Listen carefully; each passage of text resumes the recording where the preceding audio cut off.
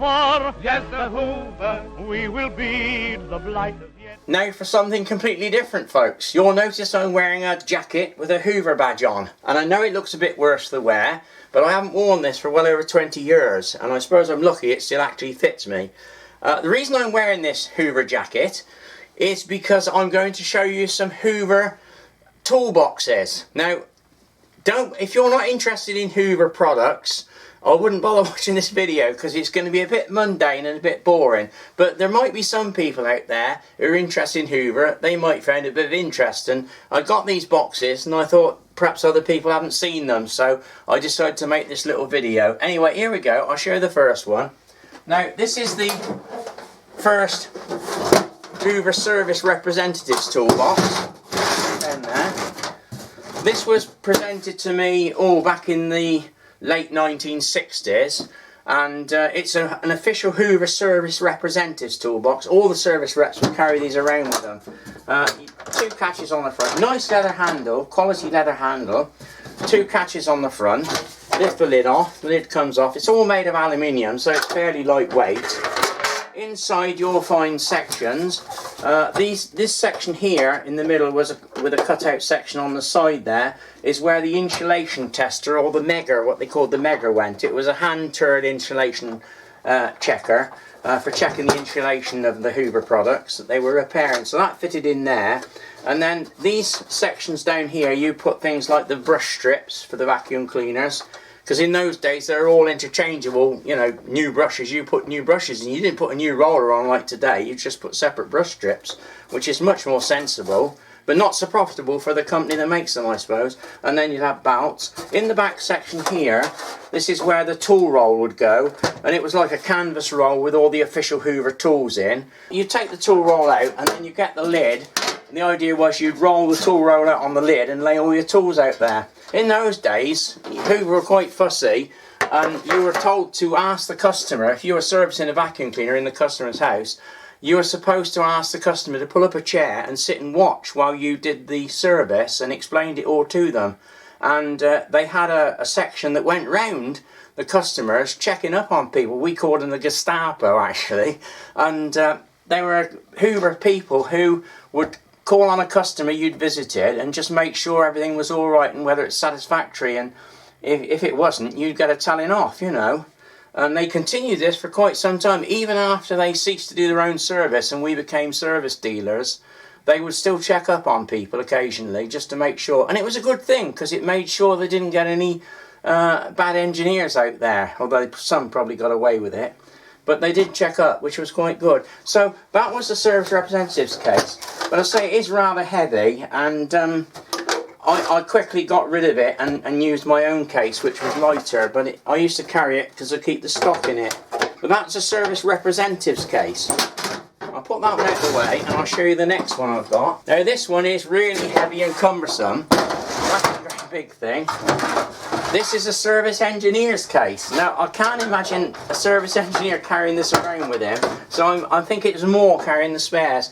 The service representatives, by the way, they were the people who did things like vacuum cleaners and perhaps twin-tub washing machines, whereas the service engineers, they were sort of a grade higher, and they did the more complex things, like more important jobs that needed a bit more skill, and also, of course, the Keymatics, the fully automatic washing machine, which was very complex for the time, and this was designed more for the Keymatic than anything. All these different sections for the different parts for the Keymatic. I'll just lift the trays out. It's got two quite nice aluminium trays with sections in. That's the other one, look. Two trays, and then inside there's a division in here for various items, and so that is a service engineer. Sadly, I haven't got the lid for this one. The lids were prized as a nice sheet of aluminium, and we often used to cut them up and use them to make things, and so unfortunately that's what happened to this one. I actually used the lid. I can't remember what I made with it, but I made something out of it. So I haven't got the lid, but I haven't got the heart to throw them away. They're no good, nobody's going to use them now, but it is a Hoover product, so I like to keep it. I've got one more to show you. This is a strange one. I've never seen one of these in use. All these were given to me by Hoover managers. This is a single tub washing machine case. I don't think it was intended to carry around with your tools in. It was more a stock box. On here there's some text which says M0319/21. Well, that's actually the model number of a Hoover single tub washing machine with and without a wringer.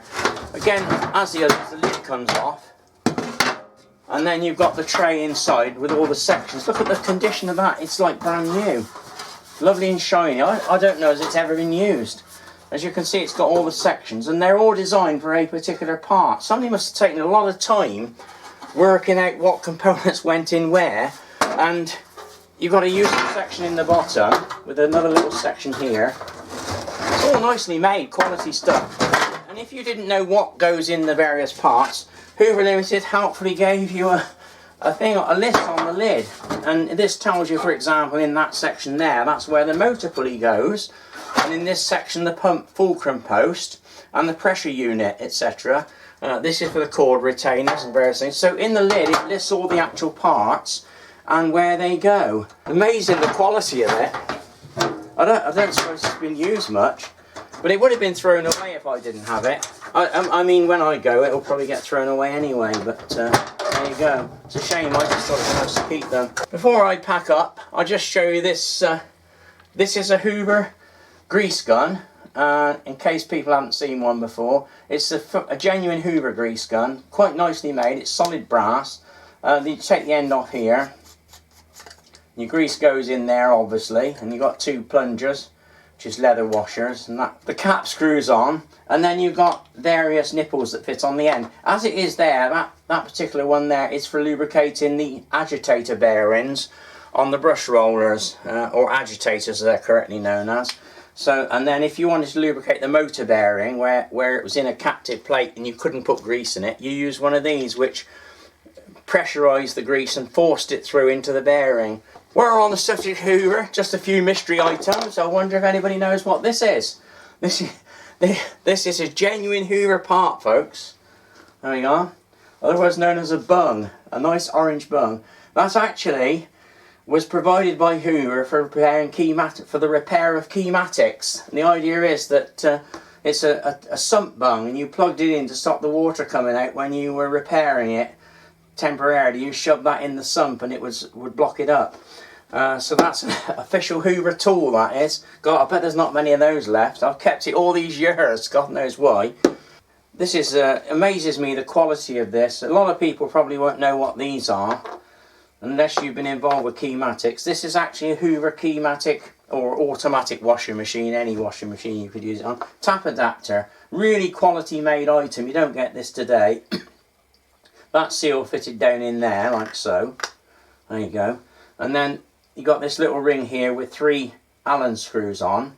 And the idea was with your old-fashioned tap, it wouldn't work with modern taps, you'd put that on the end of the tap, leaving a tiny bit exposed at the bottom, do the Allen screws up, and then you'd screw this up tightly, like so. You screw that bit up tightly onto the tap, so the seal sealed the end of the tap, and then this piece would go on the end of the hose, the washing machine hose, the inlet hose, and then you could simply click it on like that to use it. Don't forget, in these days, when the Keymatic came out, we're talking about 1960, people didn't have them plumbed in. I mean, the Keymatic was the first fully automatic washing machine. Previous to that, the only machines that were available were the great big heavy things like the English Electric, which had to be bolted to the floor and plumbed in permanently. And the Keymatic, you could use it off the idea was you could use it off the sink taps, because a lot of people wouldn't have had the provision for plumbing it in, you see. So that's actually what it's for. It's a tap adapter for early washing machines. So you've got Hoover name stamped on it. No use again today, but I've kept it because it just seems a nicely engineered part. This is a strange little piece of history here. I wonder if people know what that is. It's for a Keymatic. I know it's a bit odd, I shouldn't keep these things, but I've got a box of these somewhere. Originally, the Hoover door seal, when they first made it, they decided they didn't like water lying in the door seal like it does with most machines today. And so what they did, they fitted the door seal with a little hose running from the bottom of the door seal down through a tube, right down through, and then in the sump hose at the bottom it had a little stub, and this hose was fitted onto this stub and glued in place, and the idea was that any water left in the door seal would drain out into the sump and away, so you wouldn't get stale water lying there. But of course after a while it was found that the actual hose itself used to perish, and then that would leak, causing problems, so they did away with it.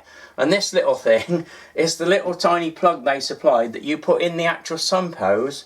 You plugged it in the hole where the hose went and put a clip on it, a little, not a Jubilee clip, one of those spring clips with Corbin clips. They called them a Corbin, nothing to do with Jeremy Corbyn, it was called a Corbin clip actually, and you used Corbin pliers to fit them on. And you fitted this into the sump hose to seal off the hole where the pipe went. And even right up for years and years later, when you fitted a new sump hose, you still had to put one of these, because they never changed the design. They didn't plug it off, and you always had to pop one of these back in when you put a new sump hose in. So that's what that's for. And these two things here, and nobody really interested, these are actually, I've just kept these are actually bearing removal tools for the keymatic bearing. The idea was you put the housing out of the washing machine, the piece that held the bearings into there, and then you could clout it. I had another tool somewhere but I can't find it, and this would sit underneath, and the bearing would drop into there, and it protected the aluminium casing. And this was a similar tool for the other end for tapping the bearing back in. Again, totally useless today, but I've kept them because I keep old things. Don't like throwing them, but you never know, they come in handy sometimes. Anyway, I think that's about all for now, folks. I know it was boring, I'm sorry about that, but I just felt I wanted to make it to show you those Hoover Tool Boxes. Probably never see the light of day, this film, anyway. Anyway, there we go. Bye for now. See you soon.